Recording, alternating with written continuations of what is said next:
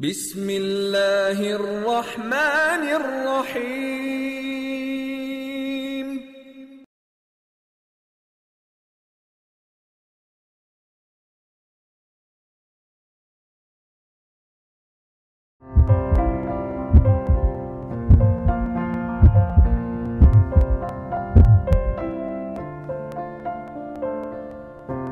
अस्सलाम वालेकुम। आजकल पाकिस्तान में इलेक्शन की तैयारियां ज़ोरों शोर पर हैं। तमाम पार्टीज़ जो हैं वो मसरूफ़ हैं लोगों को कन्विंस करने में कि लोग उन्हें ही वोट दें।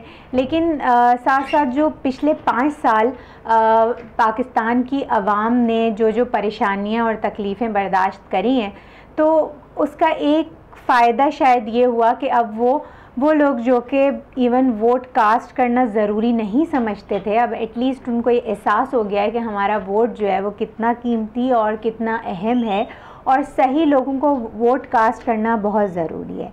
लेकिन जब हम अपनी पॉलिटिकल पार्टीज़ पे नज़र डालते हैं तो अगर हम उनकी लिस्ट ऑफ पॉलिटिकल पार्टीज़ देखते हैं जो कि इलेक्शन में पार्टिसिपेट कर रही हैं, तो ये वही पुरानी पार्टीज़ हैं जो कि बार बार इलेक्शन में आती हैं, लोगों से वादे करती हैं, लेकिन लोग उनको वोट भी देते हैं, लेकिन बाद में उनको फिर वही मायूसी का सामना करना पड़ता है। आजकल लोगों को जो चेंज की एक उम्मीद है वो ज़्यादा पीटीआई से है, और लोग चूँकि पीटीआई फ़र्स्ट टाइम इलेक्शन में अपीयर हो रही है तो लोग बहुत होपफुल हैं कि शायद हम अगर इनको चांस दें तो मे बी जो हमारी और दूसरी पार्टीज़ हैं जिनको हम आज़मा चुके हैं उनसे ज़्यादा हमें कुछ अच्छे नताइज मिलें, कुछ अच्छे रिज़ल्ट्स मिलें और शायद हमारी उम्मीदें जो हैं वो पूरी हो सकें। तो हमने इसीलिए सोचा कि हम पीटीआई के मैनिफेस्टो पे बात करेंगे, एक आम इंसान के जो कंसर्न्स हैं उस पर बात करेंगे। आज के मेरे मेहमान जो हैं नजीब हारून साहब हैं, जो कि सेंट्रल सीनियर वाइस प्रेसिडेंट हैं और फाउंडर मेंबर भी हैं पीटीआई के। अस्सलाम वालेकुम। वालेकुम अस्सलाम, बहुत बहुत शुक्रिया। सर, आपको जो आज के प्रोग्राम में हमने तकलीफ़ दी है उसका मकसद ये है कि हम जानना चाहते हैं कि आपको पता है कि आजकल स्पेशली जब मैं यंगस्टर्स को देखती हूँ तो वो बहुत जो है ना मतलब एनर्जेटिक हैं इस वक्त और बहुत खुश हैं और बड़े एक्टिव नज़र आते हैं इन टर्म ऑफ पीटीआई, और पीटीआई की फ़ैन फॉलोइंग यंगस्टर्स में काफ़ी ज़्यादा भी है और लोगों को भी काफ़ी उम्मीद है, क्योंकि हमारे जो दूसरे पॉलिटिकल पार्टीज़ हैं उनको समहाउ लोग आगे पीछे उनको टेस्ट कर चुके हैं, देख चुके हैं, तो लोग आजकल पीटीआई से काफ़ी होपफुल हैं। बट कुछ कंसर्न भी हैं लोगों के, कुछ चीज़ें भी हैं जो कि अब जैसे अगर मैं अपनी बात करूं तो मैं भी शायद वोट कास्ट नहीं करती, बट मैंने इस दफ़ा सोचा है कि मैं ज़रूर वोट कास्ट करने जाऊँगी। लेकिन जब मैं ये इरादा करती हूँ तो मैं थोड़ी परेशान भी होती हूँ कि मैं किसको वोट दूँ। हमने सोचा कि आपने जो अपना मैनिफेस्टो मतलब आया है इंटरनेट पे, हमने चेक किया है, उसमें कुछ ऐसी चीज़ें थी जो मैं ज़रूर चाहूँगी कि अगर आप उसको क्लियर कर दें। एक तो सबसे पहले एनर्जी के हवाले से कि पीटीआई का क्या होमवर्क है और एनर्जी क्राइसिस को आप कैसे ख़त्म करेंगे, क्योंकि शायद ये इस वक्त बदतरीन क्राइसिस है पाकिस्तान का। सो हाउ पीटीआई उसको कैसे हेल्प आउट करेगी लोगों को कि उसको। बिल्कुल सही सवाल आपने किया है। एक दो छोटी सी बातें पहले और फिर मैं आपके सवाल पे आ जाता हूँ। पहले ये कि पीटीआई ने 1997 के इलेक्शन में भी हिस्सा लिया था और 2002 के भी, और असूली बुनियाद के ऊपर के एनआरओ के तहत जो 2008 का इलेक्शन हुआ था उसका बॉयकॉट किया था। तो ये पीटीआई नाउ अल्हम्दुलिल्लाह 17 ईयर्स ओल्ड, और खान साहब पे जो आज लोगों की उम्मीद और जो लोग जितने वालहाना अंदाज के अंदर हैं, वो एक टाइम टेस्टेड कि 17 साल तक किसी पॉलिटिशियन का सही बात पे खड़ा रहना, कॉम्प्रोमाइज़ नहीं करना, और वो जो कन्वेंशनल तरीके से जो पॉलिटिक्स होती थी कि आप लोगों को जोड़ लें और उनके साथ मुख्तलिफ तरीके से गिव एंड टेक कर लें, और जो स्टेटस को की फोर्सेस के ख़िलाफ़ लड़ते रहना और इस चीज़ पे कायम रहना कि मैं किसी अरेंजमेंट पे, किसी डील के तहत इक़्तिदार में नहीं आऊँगा, बल्कि इलेक्शन में जाके लोगों के वोट की ताकत के ऊपर आऊँगा। तो ये एक बुनियादी तब्दीली है। जो तो मैं शायद इसको यूँ कह दूँ कि 2012 में पीटीआई एक बड़ी पार्टी की तरह इलेक्शन लड़ रही है अल्हम्दुलिल्लाह, और बिल्कुल ये बात ठीक है, ये बात बिल्कुल ठीक है। अच्छा, अब जो पीटीआई के वक्तन फवक्तन जो स्पेशलिस्ट ग्रुप्स बने, थिंक टैंक्स बने, तो उन्होंने पॉलिसी पेपर्स निकालते रहे, ठीक है, और पॉलिसी पेपर्स पीटीआई अपने वेबसाइट पे डालती रही। क्योंकि कोई भी काम अगर करने जाएं, कोई तब्दीली किसी जगह काम करने जाएं, तो दो चीज़ें एक बुनियादी होती हैं। एक कि वो लोग जो करने वाले हों, वो अगर क्लियर हेडेड हों, कॉम्पिटेंट हों, उन वेस्टेड इंटरेस्ट ना हो उनके, और वो उस कमिटमेंट हो उनका इस मुल्क के अंदर, तो वो काम कर सकते हैं। तो खान साहब ने इसके अंदर जो टीम या लोग जो स्पेशलिस्ट इन्वॉल्व किए, जो प्रोफेशनल्स इन्वॉल्व किए, उनका यही बैकग्राउंड था। जो पार्टी की टॉप लीडरशिप थी उसको पाबंद किया गया। खान साहब ने खुद बाय एग्जाम्पल लीड किया और अपने एसेट्स, अपने टैक्सेस, अपने तमाम मामलात को ट्रांसपेरेंटली वेबसाइट पर डाल दिया गया, जो अब 2 साल 2.5 से पड़े हुए हैं। ज़ाहिर बात है उनको टॉप लीडरशिप ने, जो भी जिम्मेदारान थे, सेंट्रल कमेटी के मेंबरान थे, उन सब ने फॉलो किया। और एग्जैक्टली और कुछ ऐसे लोग जो कि दूसरी पॉलिटिकल पार्टी से पीटीआई में शामिल हुए हैं, जिनके ऊपर काफ़ी कंसर्न्स भी लोगों ने उठाए थे कि इन्होंने दूसरी पॉलिटिकल पार्टीज़ में रहते हुए कोई काम नहीं किया। तो अब आवाम ये भी होप करेगी कि अगर मतलब पीटीआई उनको जो है वो कोई असाइन करती है रिस्पॉन्सिबिलिटी, तो वो उनको पाबंद भी करेगी, ताकि जो उन्होंने पिछली पॉलिटिकल पार्टीज़ में रहते हुए जो मिस्टेक्स की हैं, जो प्रॉब्लम्स आई थी लोगों को, वो अब नहीं आएंगी। मतलब अगर वो फेसेस सामने भी आए तो लोगों को एक उनकी लीडरशिप का जो एक इन्फ्लुएंस है वो नज़र आएगा। बिल्कुल सही है, लेकिन जो लोग भी आए, देखिए क्या हुआ कि 30 अक्टूबर के जलसे के बाद ज़्यादा और 25 दिसंबर कराची के जलसे के बाद और ज़्यादा एक तरह से फ्लड्स की शक्ल के अंदर जो कॉन्स्टिट्यूंसी के पॉलिटिकल वो लोग थे, डिफरेंट पार्टीज से आए। अच्छा, लेकिन जब पीटीआई के अंदर जो कल्चर था, जो ट्रांसपेरेंसी थी कि भाई आप आपको वेबसाइट पे डालें, ये बहुत सारे लोगों को नहीं पसंद आई। बहुत सारे लोग सिर्फ टिकट्स के लिए आए, और जब उनको पता चला कि नहीं, ये तो एक प्रोसेस से गुजरना पड़ेगा, पार्टी के अंदर इलेक्शन से गुजरना पड़ेगा, और यहाँ पर उस तरह का निज़ाम नहीं होगा कि जी क्योंकि आप फलाने के वो हैं तो आपको यानी टॉप ब्रास के अंदर आप आ जाएं, तो वो उस प्रोसेस में नहीं गए, बहुत सारे लोग छोड़ के चले गए। तो मैं समझता हूँ पीटीआई एक इंस्टीट्यूशन की शक्ल इख्तियार कर रही है, कर गई है, और इसमें इमरान खान साहब का कमिटमेंट भी था, और फिर पार्टी की जितने लोग थे वो भी इसी असूल के ऊपर, और जो नए आने वाले भी थे जिनका आप हवाला दे रही हैं, उन्होंने भी अपने आप को उनका पाबंद किया, उन असूलों को तस्लीम किया। उनका माजी भी कुछ हो सकता है, लेकिन ये भी एक हकीकत है कि जो ज़्यादातर लोग हैं जो आए और रह गए, उनका माजी भी अल्लाह की मेहरबानी से जनरली साफ है। ये तो पॉसिबल है कि जब हर तरफ कीचड़ है तो मुमकिन है एक आध धब्बा इधर उधर, लेकिन कंपैरेटिव बात हो रही है कि पाकिस्तान की पॉलिटिक्स के अंदर जो लोग रहे और उन्होंने अपने आप को बचाया और साफ़ सुथरा रखा, ये बहुत अच्छा। अब जो पॉलिसीज़ के ऊपर आ गए, तो ये जो एनर्जी का जो इशू है ये प्योरली टेक्निकल है, क्योंकि इसके अंदर कोई रॉकेट साइंस नहीं है, क्योंकि आपको एक चीज़ की ज़रूरत है और वो बुनियादी है एनर्जी के बगैर। यानी आप ये गौर करें कि पाकिस्तान का ये इम्तियाज़ है कि पाकिस्तान एक तरफ न्यूक्लियर कंट्री है, दुनिया के अंदर सिर्फ 7 हैं डिक्लेयर्ड, और पाकिस्तान का ये एजाज़ है कि उन 7 में एक पाकिस्तान है।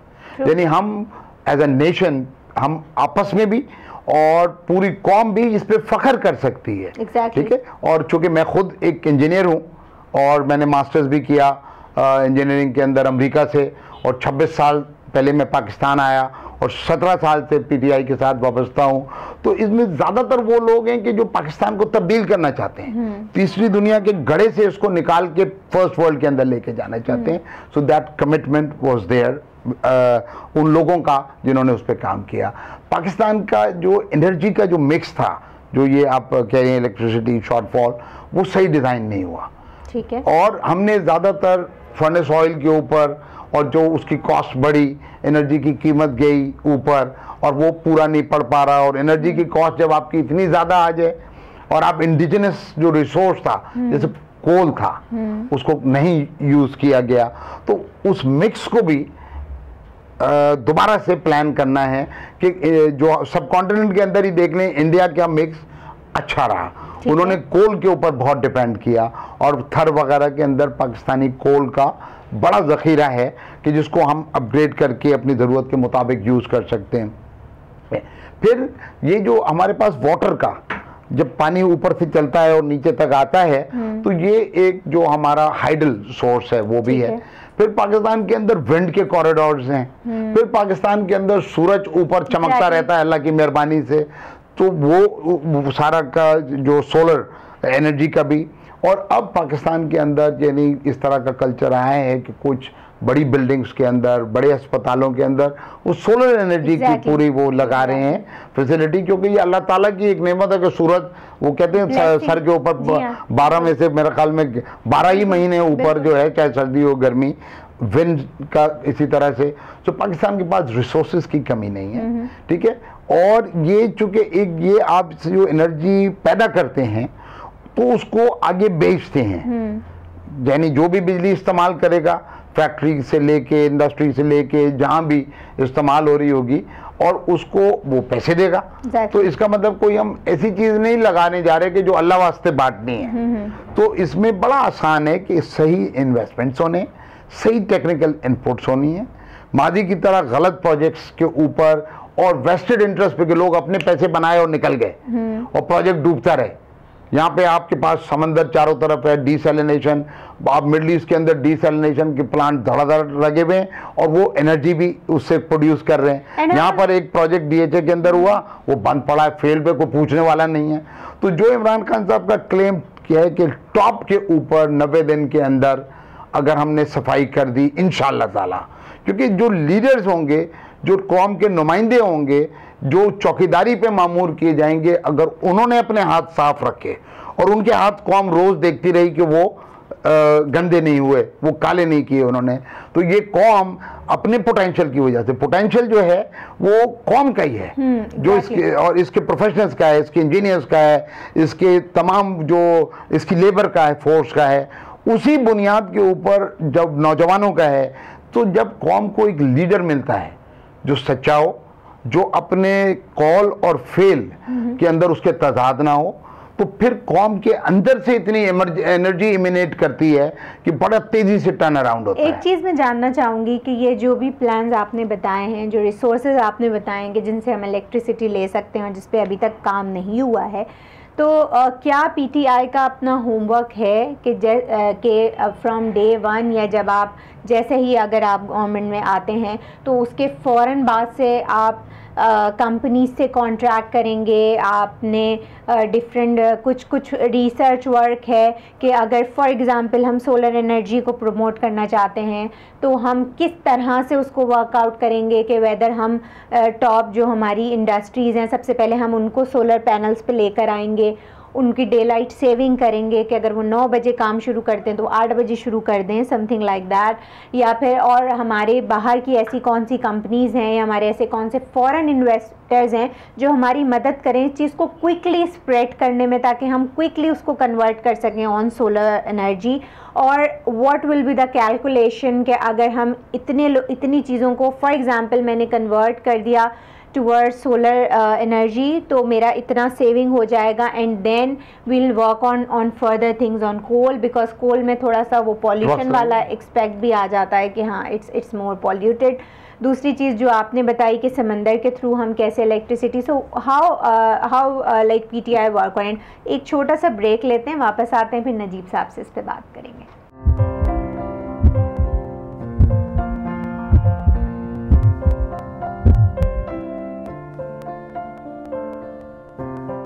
ब्रेक से हम वापस आ गए, नजीब साहब मेरे साथ मौजूद हैं और हम बात कर रहे थे इलेक्ट्रिसिटी की। देखिए जो इसकी जो डिटेल पॉलिसी है वो बिल्कुल स्पेशलिस्ट के हाथ से गुजर के और उसको मल्टीपल सोर्सेज से चेक करके और होमवर्क करके बनी है। ठीक है। और यकीनी बात है कि इसको डे वन से ही जो इस वक्त पाकिस्तान की सबसे बड़ी क्राइसिस है जो हमको शर्मिंदा भी कर रही है इंटरनेशनली कि एक न्यूक्लियर कंट्री रिसोर्सेज के लिए स्ट्रगल कर रही है, एनर्जी रिसोर्सेज के लिए, और जिसकी वजह से प्रोडक्टिविटी, आपकी इंडस्ट्री, आपका हर चीज़ कोलैप्स कर रहा है और लोग तंग हैं कि आप अपने लोगों को पंखा चलाने के तो उसके मल्टीपल फेसेट्स हैं।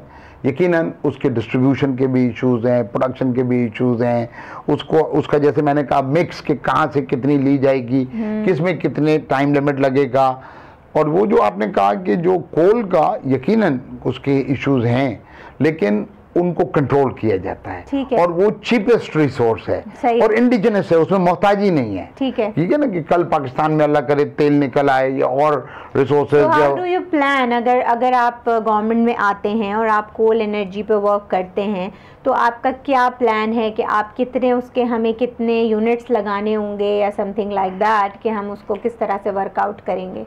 बुनियादी तौर के ऊपर तो एक ही सिंपल सी वो है कि एक शॉर्टेज, कि अगर आज 4,500 मेगावाट का शॉर्टेज है, तो हम क्या कर रहे हैं कि 8-8, 10-10, 12-12 घंटे जो है वो लोड शेडिंग हो रही है। जी हाँ। तो उस शॉर्टेज को पूरा करने के लिए नए प्लांट्स आने ही होंगे। ठीक है, लेकिन उससे पहले जो एग्जिस्टिंग प्लांट्स हैं उनकी एफिशिएंसी बढ़ानी होगी। वो 100% एफिशिएंसी पे नहीं चल रहे। ठीक है, उसके बाद सर्कुलर डेट्स के इशू हैं कि हम उनको पैसे नहीं दे पा रहे, फ्यूल नहीं दे पा रहे पूरा, कि जी पता चला पीआईए ने जो है वो पीएसए को नहीं दिया, पीएसओ को ने उनको तेल नहीं दिया, वो पूरा घूम फिर के हर आदमी एक दूसरे के ऊपर कि एससी को पैसे नहीं मिले तो उसने वो सर्कुलर डेट्स के इश्यूज हैं। तो क्या चीज़ हो रही है कि ये एक कॉम्प्लेक्स प्रॉब्लम्स है जो यानी एनर्जी का जो हेड कर रहा होगा वो एनर्जी के सेक्टर की भी नॉलेज होनी चाहिए उसकी, और इसके पास वो क्लियरेंस भी होना चाहिए जो मैंने आपको बताया कि उसकी मॉरल अथॉरिटी होना चाहिए, उसके ट्रैक रिकॉर्ड बेदाग होना चाहिए। और पीटीआई की सरबराही में, इमरान खान साहब की सरबराही में जो हुकूमत होगी वो इसको इंश्योर करेगी कि लेकिन जो आप इसमें क्या मैं जान सकती हूँ कि अगर पीटीआई गवर्नमेंट में आती है तो आपके जो भी हेड होंगे ऑन दीज मैटर्स, वो मतलब किसी कुछ नाम कोई शॉर्ट लिस्ट किए इमरान खान साहब ने on the basis of eligibility? जो चीज़ इमरान खान साहब ने कही थी, और मैं उनके ही अल्फाज में कोट कर रहा हूँ कि ही क्लेम्स अल्हम्दुलिल्लाह कि he is the best in putting together a team. ये वो बार बार कहते हैं, आपने भी सुना होगा। He said कि I need 18 people, I've selected 9. उन्होंने मुझसे नहीं शेयर किया कि वो 9 उनके जहन में कौन से हैं, लेकिन क्या होता है कि एक तो वो टीम होती है जो सामने होती है, ठीक है, और एक टीम जो होती है जो पीछे होती है।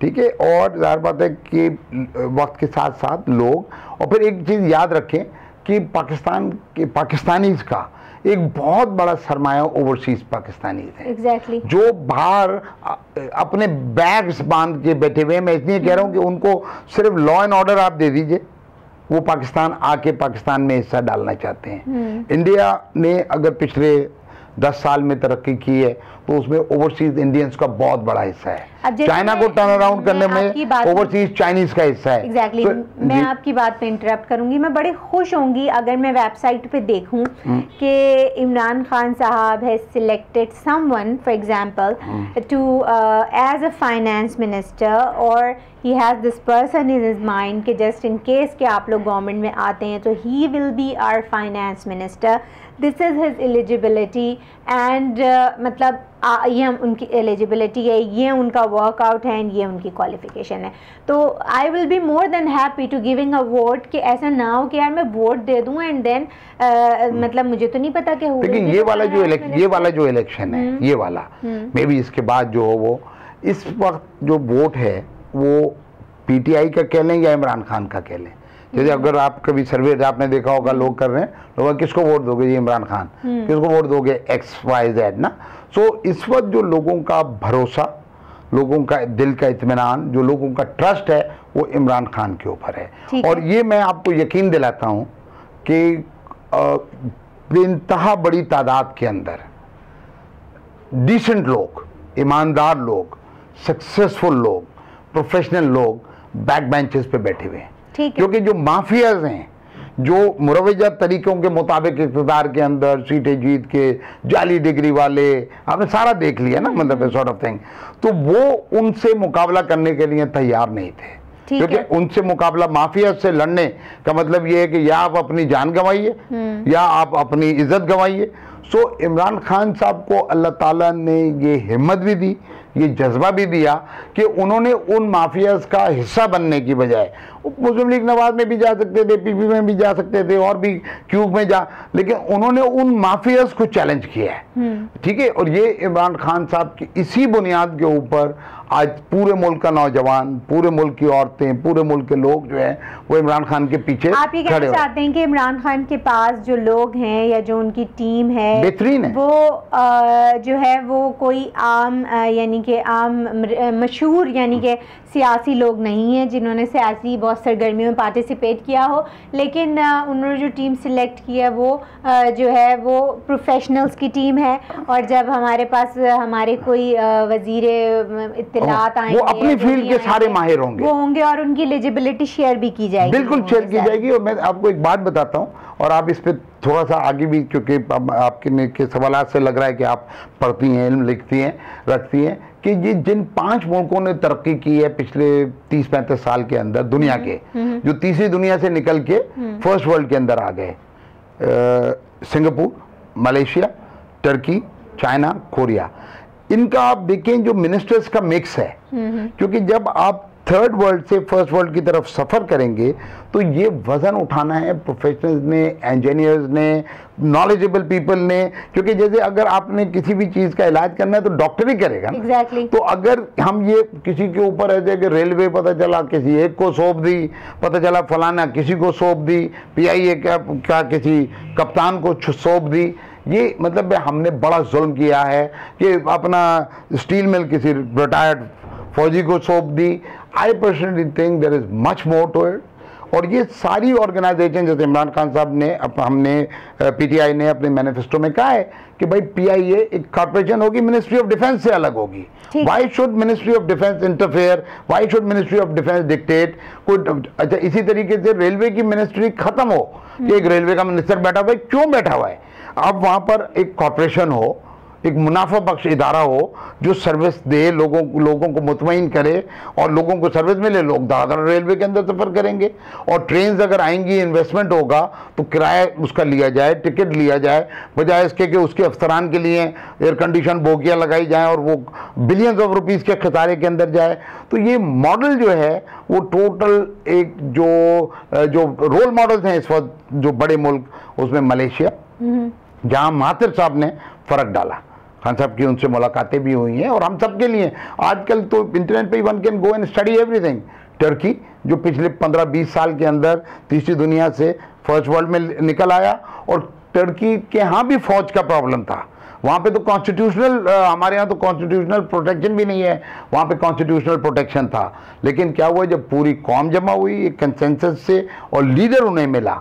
पाकिस्तान की बदनसीबी ये है, हमारी मतलब बदनसीबी ये है कि हमें लीडर नहीं मिला, ऐसा लीडर नहीं मिला कि जो हमारे लिए रोल मॉडल हो, ऐसा लीडर नहीं मिला जिसके कॉल और फेल में तजाद ना हो, ऐसा लीडर नहीं मिला जिसका मरना जीना, उसके सारे इंटरेस्ट, उसके सारे इन्वेस्टमेंट्स उसका मुल्क के अंदर हो। देखिए, लीडर्स का जहाँ तक सवाल है तो कायदे आज़म के बाद हमारे जो दूसरे लीडर्स हैं वो अनफॉर्चुनेटली पहले तो बहुत अच्छे लगते हैं, जब वो इलेक्शन में इलेक्ट हो जाते हैं तो फिर वो सारे तज़ादात और ये सारी चीज़ें आ जाती हैं। एक चीज़ और भी है जो मतलब मैं ये समझती हूँ कि तमाम पॉलिटिकल पार्टीज़ को भी अंडरस्टैंड करना चाहिए कि वक्त के साथ साथ जो हमारे जो लोग हैं, जो पाकिस्तान के आम लोग हैं, उनको अपनी ताकत का भी अंदाज़ा हो रहा है कि हाउ पावरफुल दे आर। आपकी एक बात से बिल्कुल एग्री करती हूँ कि पाकिस्तान में टैलेंट की कोई कमी नहीं है, पाकिस्तान में इंजीनियर्स हैं, डॉक्टर्स हैं, एक बल्क है, एक तूफ़ान है लोगों का जो कि पढ़े लिखे लोगों का, अच्छे लोगों का, जो ओवरसीज़ पाकिस्तानीज़ हैं, दे आर मोर मतलब they are ready to participate in all kind of development in Pakistan. वो दिलो जान से राज़ी हैं, लेकिन हम अगर उनकी सर्विसेज को लेंगे तो वो बिल्कुल हमारे साथ पार्टिसिपेट करेंगे। गैस का जो क्राइसिस है, जो आपने कहा है कि PTI जो है वो अपने फर्स्ट टर्म में ही उसको जो है वो एलिमिनेट कर देगी, तो गैस तो हमारे पास सारे रिसोर्सेज तो ख़त्म हो रहे हैं पाकिस्तान में, जो एक जनरल कॉन्सेप्ट है। तो अब वो अगर हम बाहर से खरीदेंगे तो वो तो काफ़ी हमें cost effective. So how you plan for this? देखिए, ये वो सारी जो यानी चीज़ें हैं, when आप एक काम करने जाएं और होमवर्क ना करें तो आप गलत हो जाएगा ना। ठीक है। अब हुआ क्या कि आपके पास गैस के रिसोर्सेज थे, आपने उसको देखा ही नहीं कि आपके पास है कितना, और धड़ाधड़ कनेक्शन देते गए, फिर सीएनजी का वो आया तो आप लगाते चले गए और लाइसेंसेस लेके लोग पैसे बना के निकल गए। अब वो सीएनजी नहीं है, लाइनें लगी पड़ी हुई हैं। फिर इसी तरीके से जो इंडस्ट्री फर्टिलाइजर प्लांट्स लगे हुए हैं कि जिनके मायदे हैं कि उनको गैस मिलनी थी, उनको गैस नहीं मिल रही। तो एक तो इंडिजिनस जो रिसोर्स है कि इतनी गैस है फर्ज कर लें कि उसको प्रायोरिटाइज करके कैसे यूज होना है। प्लस यह बात है कि गैस का एक्सप्लोरेशन करने के साथ साथ कि और वसाइल निकलें। प्लस अब जो है कि liquid natural gas, LNG, LPG, इसके दुनिया के अंदर रिसोर्स अवेलेबल है और ये कमर्शियल चीज़ है।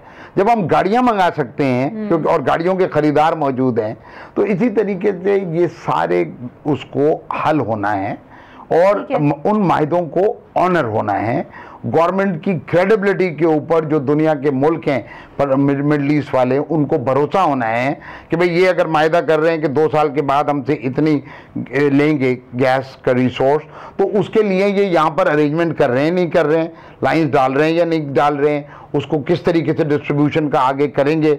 सो बेसिकली क्या चीज़ है कि ये सारे इश्यूज़ का ताल्लुक इससे है कि एक्सपर्ट्स अपनी अपनी फील्ड के, अगर हमारी तवक्को ये होती है कि एक आदमी सारी चीज़ का माहिर होगा। मैं अक्सर लोगों से कहता हूँ कि हमारा इतना सा चेहरा है, इस पे आंखों का स्पेशलिस्ट अलग है, ईयर, नोज और थ्रोट का अलग है, हमें दांतों का प्रॉब्लम होता है तो हम डेंटिस्ट, न्यूरो का अलग है, कोई स्किन का हो रहा है वो अलग है, बालों का अलग है। So we need to understand, हमें समझना है कि इमरान खान साहब का जो कमिटमेंट है वो ये है कि वेस्टेड इंटरेस्ट को बीच में नहीं आने देंगे। इमरान खान का जो कमिटमेंट है कि बेस्ट प्रोफेशनल एडवाइस के ऊपर जो उसके मायनाज प्रोफेशनल्स हैं, जो समझबूझ के साथ हैं और ज़ाती मफाद से बुलंद हैं, जिनका ट्रैक रिकॉर्ड है, वो अपने अपने शोबे के इश्यूज़ को हल करेंगे। ठीक है। और जब ये इंफ्रास्ट्रक्चर बन जाएगा तो फिर यहाँ पर बहुत सारे जनाब बिजनेस ग्रेजुएट्स, मार्केटिंग के एक्सपर्ट, देखिए अमेरिका जब अमेरिका बना तो पहला जो दौर है may be 40s, 50s, 60s, वहाँ पर इंजीनियर्स उसको बना रहे थे अमेरिका। जब अमेरिका बन गया, पूरा अमेरिका की शक्ल हो गई, बन गई, गाड़ियाँ बन गई, ये वो, तो फिर क्या हुआ कि फाइनेंस वाले आए, क्योंकि अब फाइनेंस को मैनेजमेंट होनी थी, चीज़ें सारा उसके अंदर हमेशा से थे, लेकिन उसने अहमियत इख्तियार की। ये मे भी पाकिस्तान में भी 70 के अशरे के अंदर जब हम स्कूल जा रहे थे 60s में और जब यूनिवर्सिटी जा रहे थे 70s में, तो MBA नया नया शुरू हुआ था। आज सैकड़ों यूनिवर्सिटीज़ हैं उसकी। फिर होता क्या है कि फिर जब बहुत कंपटीशन हो जाता है कि आप भी गाड़ी बना रही हैं, मैं भी एक कंपनी की गाड़ी बना रहा हूँ, फिर मार्केटिंग वाले आते हैं। हमारे यहाँ हमारे सबक उल्टा पड़ा कि हमारे यहाँ मार्केटिंग के लोग खड़े हो गए। अब जाहिर बात है वो सिवाय बेवरेजेस के और सिवाय कोई एक आध ये मोबाइल सिमों के हम कुछ बेच ही नहीं रहे। आप टीवी के इश्तेहार देखें कि हम कुछ बना ही नहीं रहे। सो क्या होगा कि पहले हमें अपने प्रोफेशनल्स, पहले ऐसे प्रोफेशनल जो उस फील्ड को समझते हैं, जो इंजीनियर्स हैं, वो हमें चीज़ें बनानी हैं, हमें इंफ्रास्ट्रक्चर बनाना है। और एनर्जी जैसे आपने कहा, चाहे गैस हो या बिजली, इसके बगैर तो कुछ भी नहीं है। इसके बगैर तो घर पे खाना भी नहीं पक सकता। मैं वही आपसे कह रही हूँ कि जो गैस है, अगर ये अवेलेबल नहीं, मतलब आप इसे परचेज करेंगे, बाहर के मुल्कों से मंगवाएंगे, क्राइसिस तो समहाउ दूर हो जाएगा, लेकिन वो कितना एक्स्ट्रा बर्डन होगा हमारे आम आवाम के ऊपर, क्योंकि जो ऑलरेडी पिस रहे हैं। ये बात हम करते हैं, छोटा सा ब्रेक लेते हैं and then we will be back after a short break.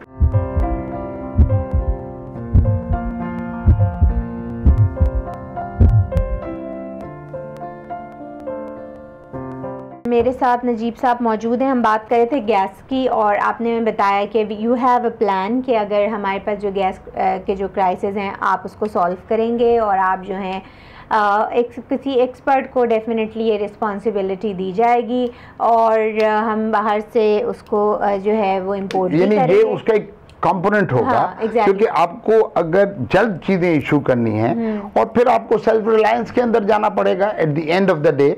आप बहुत लंबा नहीं, लेकिन आज बहुत सारी चीज़ें ऐसी हम इंपोर्ट हो रही हैं और इंपोर्ट का हमारा बिल उसको दिखा रहा होता है कि जिनकी शायद उतनी इफादियत नहीं है। लेकिन एनर्जी के रिसोर्स के बगैर तो हमारा कुछ भी नहीं, जैसे मैंने कहा कि खाना भी नहीं पक सकता चूल्हे के ऊपर ना, तो हमें सबसे पहले जैसे हमने ये एनर्जी का रिसोर्स क्रिएट कर लिया और हमने अगर इंफ्रास्ट्रक्चर अपना क्रिएट कर लिया, तो आप भी फैक्ट्री लगाए बैठी हुई होंगी, मैं भी, ये भी, और मामला चल पड़ेंगे। उसके अंदर कोई nobody has to do an extra effort. लेकिन ये एक जैसे हमें जिंदा रहने के लिए पानी और हवा की जरूरत है, इसी तरीके से किसी भी मुल्क को तरक्की करने के लिए, और जो हुकूमतें होती हैं उनका काम ही ये है कि जो बेसिकली आप इंफ्रास्ट्रक्चर प्रोवाइड करते हैं, और मुल्क के लोग, मुल्क के अवाम, मुल्क के आम लोग बाकी चीजें चलाएंगे। और हुकूमत को जाके कोई रेलवे और पीआईए और इन चीजों को चलाने की, स्टील मिल को चलाने की तो जरूरत नहीं है, बिकॉज दे आर फेलिंग। और वो इनमें क्यों घुसते हैं? क्योंकि इसके अंदर से पैसे बनाने होते हैं, उन पैसों को बाहर भेजना होता है अपने लिए, जात के लिए।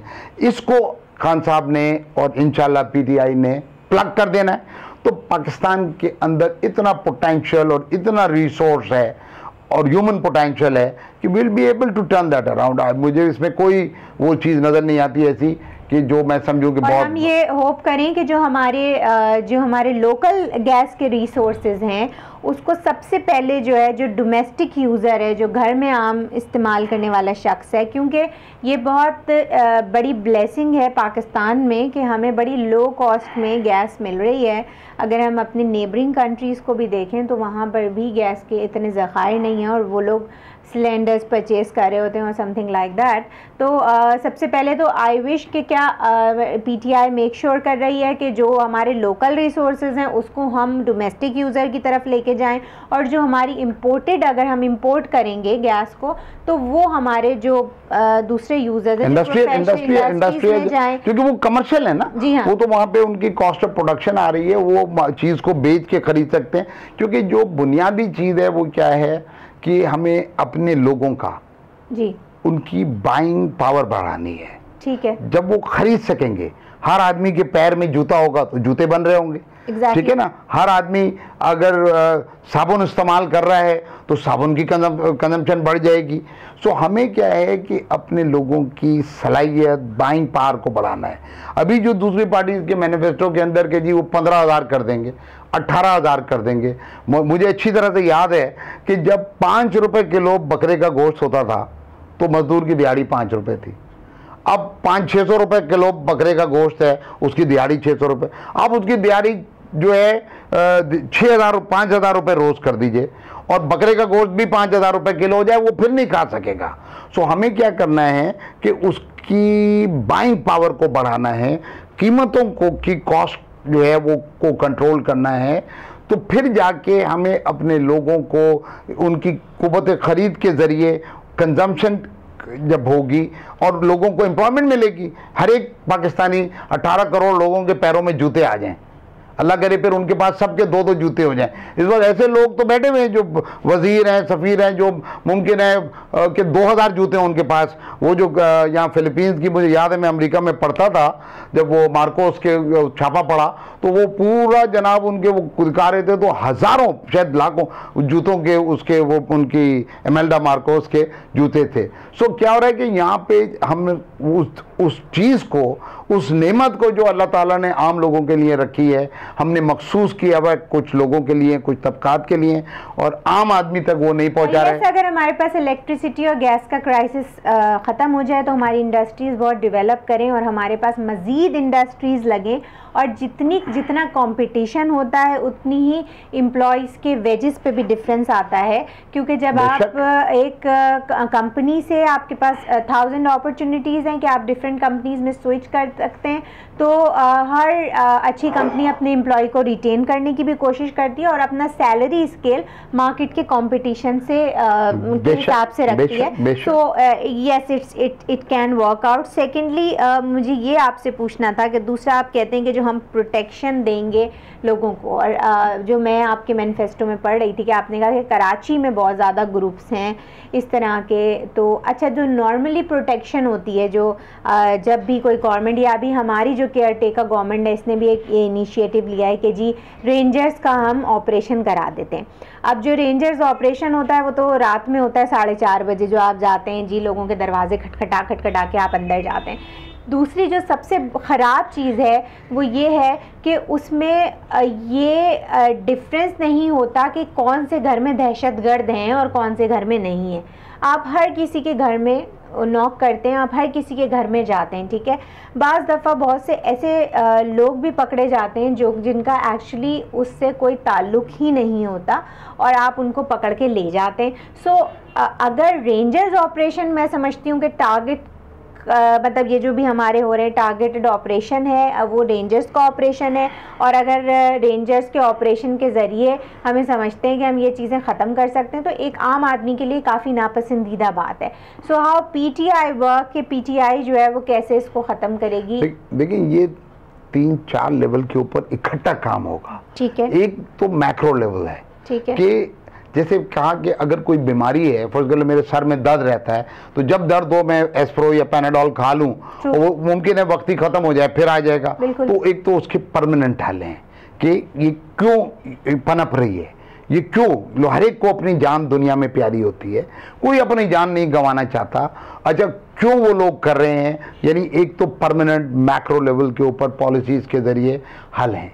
उसके बाद देखें, अब दुनिया के अंदर पहले तो उस तरह से नहीं था, एयरपोर्ट्स के ऊपर 9/11 के बाद आप दुनिया में कहीं ट्रैवल कर जाएं तो सारे लोगों को उस प्रोसेस से, उस परेशानी या ज़िल्लत से गुजरना पड़ता है। कि अमेरिका में तो वो जूते भी उतरवाते हैं, बेल्ट भी उतरवाते हैं और वो सारी चीज़ें, लेकिन क्या होता है कि वो किसके भले के लिए हो रहा है, हमारे भले के लिए फर्ज कर लें। क्योंकि क्या होगा कि उसमें ज़ाहिर बात है कोई दहशतगर्द तो एक आध घुसेगा हज़ारों लाखों के अंदर एक जाके, तो वो लाखों लोग उस प्रोसेस से गुजर रहे होते हैं। तो तावक्त से कि वो परमानेंट हल निकले, तावक्त के उस बीमारी का इलाज हो, मैं समझता हूँ कि ये भी जो ऑपरेशन है, ताकि ये एक तरह के इट्स लाइक हम जैसे बाल में कंघा चलाते हैं ना, कि अगर कोई भी चीज़ कहीं बाल के अंदर है तो कंघा उसको निकाल ले, इसी तरीके से कोम्बिंग हमें करनी पड़ेगी कि ये बरसा बरस के अंदर कराची जैसे शहर के अंदर, पाकिस्तान जैसे मुल्क के अंदर बेइंतहा असला आ गया है। अल्लाह, आप ये सोचें ये हमारा मुल्क की क्या बदनसीबी है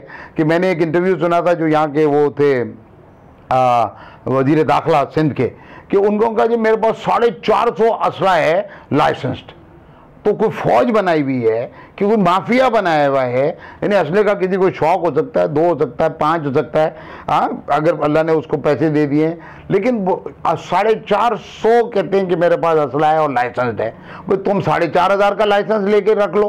तो वो हो क्या रहा है कि वो नीचे लोगों को लाइसेंस जो इन हुकूमतों ने दिए, और वो जो गैर कानूनी असला भी आया उसको भी इन्होंने रोका। सो बुनियादी जो चीज़ है वो ये है कि विल की कमी है। हर एक आदमी कहता है कि अगर डाकू है, मेरा डाकू है तो उसको बचाओ, अगर कोई दहशतगर्द है, मेरा दहशतगर्द है तो उसको बचाओ। आई थिंक कि जो स्टेट से एक्सपेक्टेड है, जो गवर्नमेंट से एक्सपेक्टेड है, जो इमरान खान साहब से आने वाले वक्तों में इस कौम की उम्मीद है कि सबके साथ एक कोमिंग करके, और ये कोई इसमें तकलीफ है, लेकिन तकलीफ किस लिए है, मैं सर्जरी कराता हूँ, तकलीफ से गुजरता हूँ, उसमें अपनी बेहतरी के लिए। तो उस कोमिंग के अंदर अगर हम इस मुल्क को पाक कर सकें और इंसाफ कद हो, अगर आपको चेक किया जा रहा है और मुझे नहीं किया जा रहा, then you will feel bad.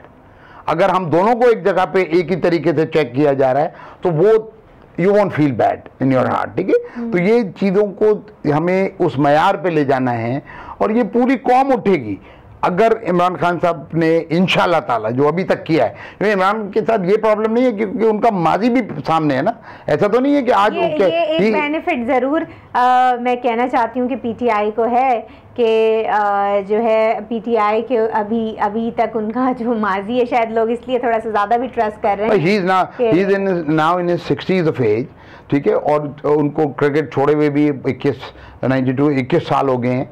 तो जो भी काम किया, चाहे वो शौकत खानम था, नमल यूनिवर्सिटी थी, वॉटेवर ही डिड, पीटीआई भी एक इंस्टीट्यूशन बना के दे रहे हैं। ज़ाहिर बात है कि वो उन्होंने कहा है कि भाई उनकी कोई औलाद उसके अंदर ना आए, और उस तरीके से। तो मैं समझता हूँ ये मुल्क की बड़ी खदमत है, और ये पाकिस्तानियों के लिए ये बड़ा अहम है कि ये इस मौके से बहैसियत कौम, हम लोग, मैं और आप, इससे फ़ायदा उठा लें। ये बातों का सदियों में होता है कि कोई एक ऐसा नेशनल हीरो जिसकी पूरी कौम जिसके ऊपर जुड़ सके, वो एक अपॉर्चुनिटी, कौम को जोड़ने का काम। देखें क्या होता है कि सब अलग अलग तस्बीह के दाने होते हैं या हार के अंदर मोती होते हैं, लेकिन कोई उनको एक हार की शक्ल जोड़ देता है। मैं इस उम्मीद के साथ, इस दुआ के साथ कि इमरान खान वो काम कर सकेंगे और जो पाकिस्तान का नौजवान उनसे जो तवक्कुआत वाबस्ता कर रहा है उन तवक्कुआत को पूरा कर सकेंगे, क्योंकि ये बहुत बड़ा इम्तिहान है, बहुत बड़ा चैलेंज है। एंड ये पॉलिटिकल पार्टीज़ के लिए भी बहुत बड़ा चैलेंज है। एजुकेशन पे अगर मैं बात करूं तो आप कहते हैं कि आप जो है 5% GDP का लगाएंगे, जो अभी 2% है और 5% है। अच्छा जी, 5% जो है वो एक रिसर्च में लिखा था कि मलेशिया जो था वो जब वो बिल्कुल अपने डाउनफॉल पे था उस वक्त भी वो 8% अपने GDP का एजुकेशन पर इन्वेस्ट कर रहा था। तो हम अब जो पाकिस्तान को बने हुए इतने साल हो गए हैं और अभी तक हम सिर्फ 2% लगा रहे हैं। आप जहाँ तक बात करते हैं दहशत गर्दी की, तो मैं एक बात यहाँ पे ऐड कर दूँ। आजकल अगर आप एक ट्रेंड देखें तो हर शख्स शायद दहशत गर्द बना हुआ है। आप अपने बच्चे को बराबर नेबर्स के घर नहीं भेज सकते बिकॉज़ आप उसके ऊपर भरोसा नहीं कर सकते। आप ये नहीं भरोसा कर सकते कि हो सकता है पता नहीं मेरे नेबर्स में कौन रहता है, पता नहीं क्या। अभी रिसेंटली हमारे अपने मोहल्ले में ये हुआ कि एक बच्चा जो है वो 4-5-6 घंटे से गायब था और रीज़न ये था कि मतलब किस लड़कों ने उसको शरारत में किडनैप किया था because of that show off attitude कि वो बाप ने ये दिला दिया या वो दिला दिया। जब दूसरे बच्चों के सामने उसने जाकर ये सब बातें करी तो वो बच्चों ने उसको किडनैप कर लिया जो कि उसी की एज के थे और वो कोई जो है वो किसी कोई वो हम क्या कहना चाहिए बहुत बड़ी जमात से ताल्लुक़ नहीं रखते थे या बहुत बड़ी कोई किडनैपिंग ग्रुप से ताल्लुक़ नहीं रखते थे। ये जो एक ट्रेंड हमारे पास आ रहा है इस पे मैं एक ब्रेक लूँगी और फिर अपना प्रोग्राम भी एंड करूँगी कि नौजवानों को ट्रेन करने के लिए आप कौन से इंस्टीट्यूशंस बनाएंगे और कौन से ऐसे इदारे बनाएंगे कि जो है जहाँ हमारे जो हमारी यूथ है वो प्रोडक्टिविटी की तरफ जाए, बजाय इन सब चीज़ों के बजाय से सारे जेलसी और सारे एलिमेंट के।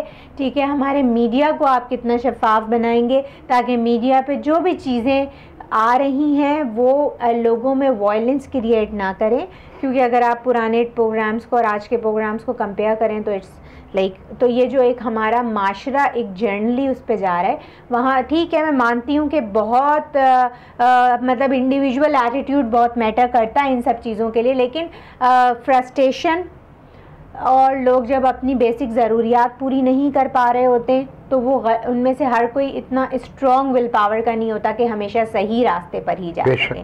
और जब गलत रास्ते पे जाना आसान हो और जब गलत रास्ता आसानी से अवेलेबल हो और उसको एक शॉर्टकट लोगों को लगे पैसा कमाने का या दूसरी चीज़ों का, तो डेफिनेटली लोग उस तरफ जाते हैं। तो क्राइम्स को हम कैसे कंट्रोल करेंगे, स्पेशली यूथ से रिलेटेड और यूथ की डेवलपमेंट के लिए इमरान खान साहब के या PTI के क्या प्लान्स हैं, और प्लस एजुकेशन को प्रमोट करने के लिए क्या प्लान्स हैं।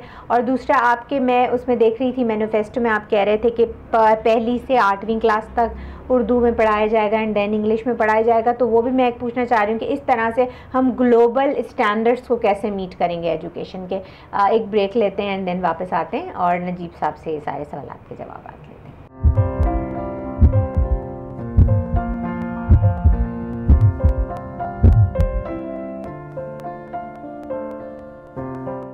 ब्रेक से हम वापस आ गए। नजीब साहब मेरे साथ मौजूद हैं। काफ़ी सारे सवालात मैं इनसे पूछ चुकी हूँ, सो मैं चाहूँगी कि इसका जल्दी से क्विक हमें एक आंसर मिल जाए। पहला जो आपका था वो तालीम से रिलेटेड था, तो वो तो एक बुनियादी, जैसे मैंने कहा कि अगर किसी इंसान की टांगे ना हो तो वो चलेगा कैसे। ठीक है। तो तालीम तो बहुत बड़ी बदनसीबी है कि आज के दौर के अंदर एक न्यूक्लियर पाकिस्तान अफ्रीका के मुल्कों के बराबर बैठा हुआ है तालीम के मैदान के अंदर ना, और बड़ी डेंजरस सूरत हाल भी है ये। जी हाँ। ठीक है ना, क्योंकि जब आपकी इतनी बड़ी कोई कमजोरी देख ले तो वो आपको तो वो खा जाएगा पूरी दुनिया जो है। सो इसीलिए आपने मैनिफेस्टो में देखा होगा कि एजुकेशन तो एक इमरजेंसी की सूरत है, यानी ये बिल्कुल एक आग है जो हमें यानी जलाने के लिए हमारी तरफ है। तो उसके लिए जो बुनियादी चीज़ ये है कि हम पहले तो वसाइल एलोकेट कर दें। और मैं चूँकि I come from a middle class background, और मुझे पता है कि जब हम स्कूल जा रहे थे 60s के अंदर, तो जो भी वाले साहब की तनख्वाह थी, मेरी वालदा वो स्कूल की फ़ीस अलग कर देती थी। उस ज़माने में 21 रुपए की फ़ीस होती थी एक बच्चे की, और वो इंग्लिश मीडियम स्कूल की, वो 21 रुपए हम ले जाके देते थे। और उस तालीम की ताकत से, अल्लाह ताला की मेहरबानी से कि जो वहाँ पे हमें मिल गई, तो हमने यहाँ पर इंजीनियर भी बने, और अमेरिका भी, सऊदी अरेबिया में भी जाके काम किया, और फिर अमेरिका से जाके भी एमएस किया, और 4 ग्रेड पॉइंट पे एवरेज के ऊपर एमएस किया, 4 ऑन द स्केल ऑफ 4 वहाँ पे टॉप किया, और फिर 87 में वापस आ गए। तो पीटीआई जो है वो तालीम की को एक नंबर 1 प्रायोरिटी, क्योंकि ये बिल्कुल आग वाली कैफियत है। तो वो जो 5% ज़्यादा पता है कि आप स्टेजेस में बढ़ा सकेंगे, यकीनन इसको और भी बना। दूसरी तरफ ये है कि जो हमें रिसोर्सेज एलोकेट करने हैं तालीम के लिए, उन रिसोर्स को, क्योंकि आप ये जो परसेंटेज 5% वो जीडीपी का, अगर मेरे पास इतनी सी चीज़ है, इसका 5% इतना निकलेगा, लेकिन अगर चीज़ इतनी हो गई तो उसका 5% बढ़ जाएगा। If you getting me right, ठीक है ना? क्योंकि हमें अपनी जीडीपी बढ़ाएंगे अगर, जी हाँ, तो वो जो टैक्स बेस है, क्योंकि इमरान खान साहब ने 2 चीज़ों को बेनतहा अहमियत दी है। जो एक करप्शन उन्होंने कहा कि उसे ख़त्म करना है, और उन्होंने कहा 90 दिन के अंदर टॉप पे जो करप्शन है, जो हुकूमत के लेवल पे होता है, जो इस्लामाबाद में बैठ के लोग अपने कट्स लेते हैं और लाइसेंसेस इशू होते हैं, उसको ख़त्म करना है। और दूसरे नंबर के ऊपर जो आपका टैक्स कलेक्शन है उसको बढ़ाना है। ठीक है, वो पाकिस्तान के लिए, हम सब के लिए, मेरे और आपके लिए शर्मनाक है। टैक्स टू जीडीपी पाकिस्तान का रेशो 9% है, जो कि इंडिया से तो आधा है, लेकिन साथ साथ क्या है कि अफगानिस्तान से भी कम है और इथियोपिया से भी कम है। सो इसका मतलब क्या है कि जैसे ही हम अपना टैक्स का कलेक्शन बढ़ाएंगे इंशाअल्लाह ताला, और पाकिस्तान के लोग जहाँ इतनी चैरिटी देते हैं और टैक्स नहीं देते, वो इस वजह से नहीं देते हैं कि हम देंगे भी तो लोग खा जाएंगे, इस्तेमाल नहीं होगा। तो ये जो आपने 3 चीज़ों को जो अब जोड़ा है ना, तालीम, नौजवान और क्रिमिनल्स जो हमारे यहाँ बढ़ रहा है, जो क्राइम जो बढ़ रहा है, तो तालीम हमने दी नहीं। क्यों नहीं दी? क्योंकि हमारे पास वसाइल नहीं थे। वसाइल क्यों नहीं थे? क्योंकि हम लोग टैक्स नहीं देते थे, ठीक है। एज ए नेशन हमारे जो खाते पीते लोग थे, जो वसाइल वाले लोग थे, वो टैक्स उन्होंने चोरी की, और जब भी हमने टैक्स नहीं था तो हम तालीम पे नहीं लगा सके, और हमारे नौजवानों को तालीम और हुनर नहीं मिला। ठीक है, सब तीनों चीज़ें कनेक्टेड हैं। अब तालीम और हुनर जब नहीं मिला उन नौजवानों को, तो नौजवान आज अगर हुनर और बगैर के बाद इतनी बड़ी फोर्स जो जवान हो गई, पूरी लंबी चौड़ी खड़ी हुई है, हुनर और तालीम से महरूम है, वो क्या करेगी? पेट तो रोटी मांगता है टू बिगिन विद, तो और असला जो है वो बड़ा सस्ता मिल जाता है। तो ये जो आज आप देखते हैं कि मोबाइल स्नैचिंग हो रही है, अगवा बराए तावान हो रहा है, तो वो हमने अपने लोगों को उस तरफ लगा लिया और क्राइम बढ़ती चली गई। अब इस कैसे सही कैसे होगा कि हमारे जो वो लोग कि जिनको अल्लाह ताला ने अता किया है, ठीक है, वो अपने हिस्से का टैक्स खजाने में पूरा डालें। ठीक है, फिर वो लोग जो हुकूमत की बागडोर चलाते हैं, ठीक है, वो उन पैसों को सही इस्तेमाल करते हुए, और फिर नौजवानों की, बच्चों की तालीम, नौजवानों की ट्रेनिंग और हुनर के अंदर हम वो उनको दे सकें, ताकि वो अपनी हलाल रोजगार कमा सकें। फिर तीसरी तरफ कि हमारी जो ये पुलिस की फोर्सेस हैं, जो रेंजर्स की फोर्सेस हैं, जो इंतहाई कमज़ोर हैं, और हमारा जो ज़कात का जो डिस्ट्रीब्यूशन का जो महकमा है, जो कि बिल्कुल ही इनफेक्टिव है। आई हैव नो आइडिया कि वो ये भी है, क्योंकि वो भी एक बहुत बड़ा वसीला है, क्योंकि मुसलमान माशरे के अंदर लोग ज़कात, अब ये शौकत खानम हर साल जो है बिलियंस ऑफ रुपीस लोग देते हैं, तो मतलब वो इमरान खान साहब का तो एक वसीला है ना कि उनके रास्ते को, उनकी शक्ल देख के दे देते हैं, लेकिन वहाँ बेनिफिट तो आम लोग उठा रहे हैं ना। ईडी साहब जो काम कर रहे हैं, और जो लोग मतलब और लोग इसके अंदर आ गए, इंडस अस्पताल चल रहा है, सिटीजन्स फाउंडेशन चल रहा है। ऐसा नहीं है, पाकिस्तान में चैरिटी भी बहुत है, पाकिस्तान के अंदर कोई कमी नहीं है। और पाकिस्तान, लेकिन क्या है कि जो आप कमाती हैं मेहनत करके, जो ये करते हैं, जो मैं करता हूँ, वो हम ला के एक छन्नी के अंदर डाल देते हैं, छन्नी में से सारा निकल के लोगों के जाती उसकी दौलत के अंदर, और वो भी इतने बुज़दिल और खौफज़दा लोग हैं कि वो पाकिस्तान के अंदर उस चोरी के माल को भी नहीं लगाते, वो बाहर स्विट्ज़रलैंड भेज देते हैं, अमेरिका भेज देते हैं और वहाँ जाके पनाह ले लेते हैं। तो ये सुराख अगर हमने बंद कर दिए तो पाकिस्तान का आम आदमी, आप जैसे नौजवान और मेरे बच्चे माशाल्लाह यहाँ पे इसी मुल्क के अंदर हैं जो तीनों बाहर से पढ़ के आए हैं, तो हमें उनके मुस्तकबिल के लिए ये सारी चीज़ें करनी हैं। और ये सारे मसाइल एक लिंक्ड हैं। हमने यहाँ पे जैसे डोमिनो इफेक्ट होता है ना, हमने यहाँ एक चीज़ गिराई वो ठक ठक ठक ठक चली गई। लेकिन आपने बड़ा अच्छा आपसे गुफ्तगू रही, लेकिन एक बात मैं कहूँगा कि मैं इसको बड़ा ऑप्टिमिस्टिकली देखता हूँ कि एक ट्रेन है, उसके 100 डिब्बे हैं, जिसमें ये आपने कहा पावर, एनर्जी, गैस, सुई सदन, सुई नॉर्दर्न, PIA, रेलवे, तालीम, आप नाम लेते चली जाइए ना सारा। अच्छा, और इंजन जो है वो हुकूमत है, ठीक है, वो गलत सिमत में जा रहा है, तो ये सारे डिब्बे से तो सिर्फ इंजन को उठा के इंशाअल्लाह ताला जो इमरान साहब खान साहब के जरिए अल्लाह करे कि पाकिस्तान में हो, उसका रुख सही हो जाएगा, तो ये 100 के 100 डिब्बे सही सिमत के ऊपर चलने लगेंगे। ये कोई इतनी हरकुलियन टास्क नहीं है। ये दुनिया के बहुत सारे ममालिक जो तरक्की याफ्ता आज बैठे हुए हैं वो भी इससे गुजरे, क्योंकि वहाँ पर भी पहले यही था कि माफियाज पहले कब्जा करते हैं, और माफिया तो उससे कौन लड़ेगा, क्योंकि वो मरवा देगा, वो उठवा देगा, वो खरीद लेगा। तो फिर क्या होता है कि जो आपके यहाँ और हमारे मुल्क के अंदर अब हो चुका है कि इस वक्त सुपीरियर कोर्ट्स काम कर रही हैं, सुप्रीम कोर्ट अच्छे फैसले निकाल रही है, हाई कोर्ट अच्छे फैसले निकाल रही हैं, तो अदलिया ताकतवर हो गई।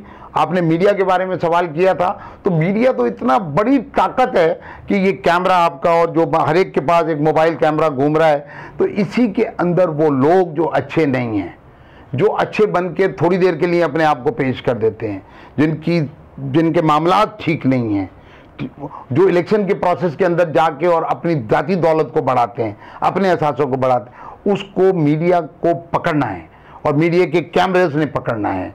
और इसके ऊपर जो क्वालिटी जर्नलिस्ट हैं, जो वो होम अब जब अपना स्पीड वर्क करेंगे और स्टोरीज आएंगी ब्रेकिंग न्यूज़ की, तो जितना माफियाज हैं वो यहाँ से सीन से भागते चले जाएंगे। तो मीन्स आप कह रहे हैं कि उसका भी एक प्रॉपर निज़ाम होगा ताकि आप लोग जो हैं उसको फिल्टर कर सकेंगे, क्या चीज़ मीडिया पे आनी चाहिए और क्या चीज़ नहीं आनी चाहिए।